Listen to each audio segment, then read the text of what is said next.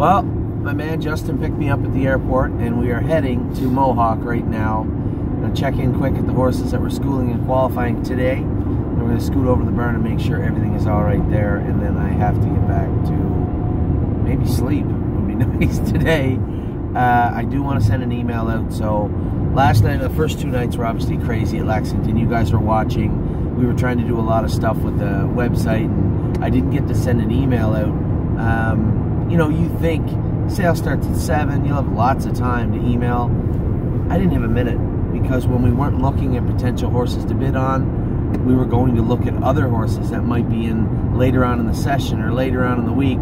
I didn't really have a free minute, maybe to talk to a few people that were clients that were visiting and going to Lexington, or people that were asking about the stable and what we're up to. But I really didn't have a free minute, and to get home at 1 o'clock and know that I have to get back up the next day at 7 to get to the sale and look at horses, I really didn't have a lot of time to write out the emails. The webcast went over pretty good the other night. I think we had about, I think Curtis said 60 or 70 people that tuned in on short notice.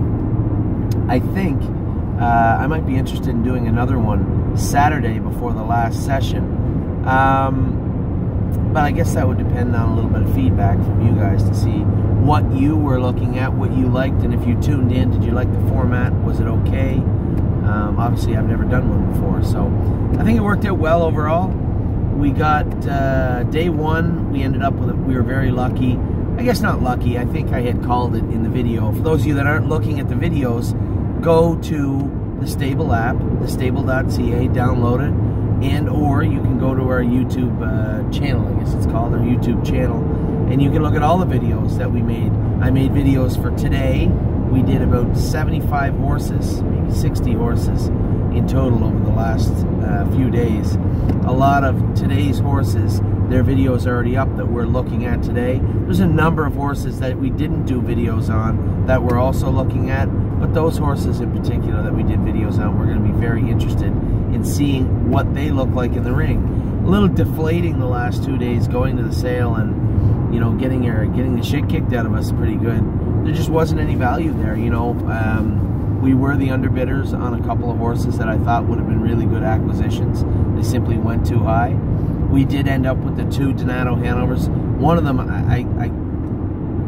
given the market, I can't understand for the life of me how Charmed Life's sister went for $22,000, and she is perfectly correct.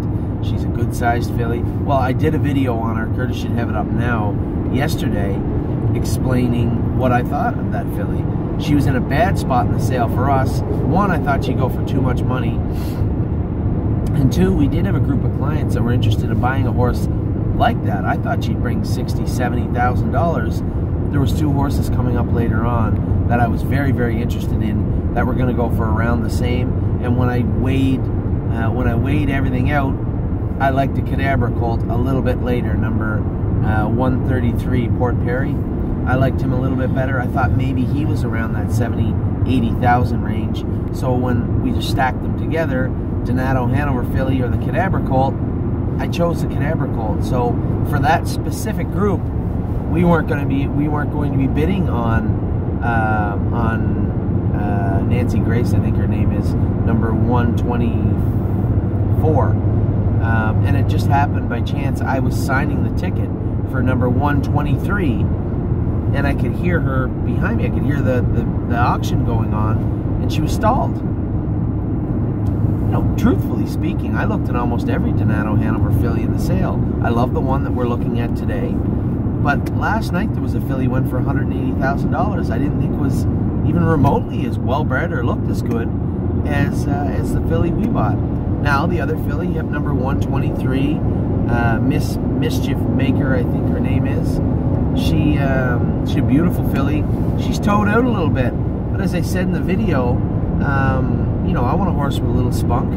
She's well-bred, and the residual breeding value on that filly is significantly higher than even what we paid for her. So for me, we had a low entry point on the filly and high residual value. You know, truthfully speaking, it's pretty hard to lose on that filly, either of them. So we did do good. We did do very, very good both buying effusive on the first day, which I figured we could afford just because he was horribly placed. And then the next day buying those 2 fillies, we did well. I really thought that we'd have shot at a couple other ones that we didn't get. We are going to be bidding on some horses again today. I'm going to get the videos to you. Curtis is going to get you. Justin and Curtis are going to collaborate to get them up on the site and on the app. On the site too, right? Yeah. On the site and the app, so you can look at them. I'm going to have a little more time as I'm racing tonight. In between races, I'm also going to be in contact with Amy and Curtis, and we're going to be figuring out what we're going to be bidding on tonight and how much we're going to bid on them. And then I can also be in contact with all of our clients. So, a lot going on tonight. We obviously, for me, I'm here to drive horses tonight. I have Dance Hall Babe, Time All Houdini, Time All Tulo in the Golds, and then we have a horse in the Maiden named Torches Pirate. So I have 4 horses to drive, and we have a lot going on at the sale. So, a few little points of business. One, the fillies are on the site now and up and ready to buy shares in. I can't really do much better than that, what we did yesterday. Overall, I was disappointed in the sale itself, but the work we've done, I think, has been very, very good. Looking at what we bought and what we bought it for, I think we did very, very good in Lexington. Not a lot of people can say that looking at the prices. So we had a good sale so far. If you'd like to do another webcast, I'm happy to do one, likely Saturday afternoon before the sale, I think. The reason that's important is because there are a number of horses in the 5th day that we're looking at, a number of horses. So, a lot going on. This video will be hooked onto an email explaining little burps about the horses we bought, about the shares that are up and available to be bought right now. Also, we're going to be talking about the horses we might be bidding on tonight, and the videos will be on. So, a lot going on. It really couldn't be any more busy. I didn't get home till 1 o'clock last night to the hotel. I was up at 10 after 4 to make my flight. We're almost to Mohawk now. I'm going to check in with the guys and see how the horse is schooled today. And then I'm going to go to the barn and take a look at the babies. Then I'm going back home. So, big day for all of us. Big day for me, for the owners that are racing here tonight.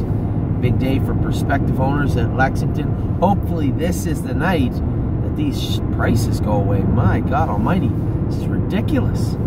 Never seen such a crazy high sale, and really difficult to root out some value. We did it so far. Hopefully we find a little bit more tonight. So, a lot going on. You can email me, you can call me, you can text me. I will be racing tonight, but I will get back to you, and we are going to have a busy next 3 days. So for me, for Justin, for all the traffic on the 401, talk to you soon.